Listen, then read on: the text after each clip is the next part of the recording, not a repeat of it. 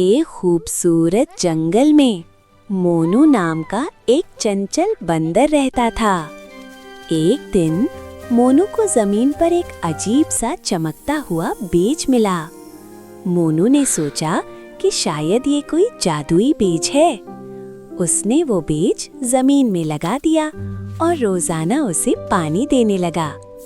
चंद दिन बाद वहाँ एक खूबसूरत दरख्त उगाया जिस पर मीठे और रसीले फल लग गए।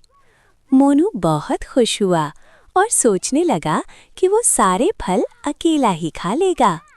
लेकिन फिर उसने देखा कि जंगल के दूसरे जानवर भूखे हैं। मोनू को अपनी गलती का एहसास हुआ और उसने सब जानवरों को बुलाया। फिर सब दोस्त मिलकर दरख्त के फल खुशी-खुशी बांटकर खाने लगे। उस दिन मोनू ने सीखा कि खुशी तब बढ़ती है जब हम अपनी चीजें दूसरों के साथ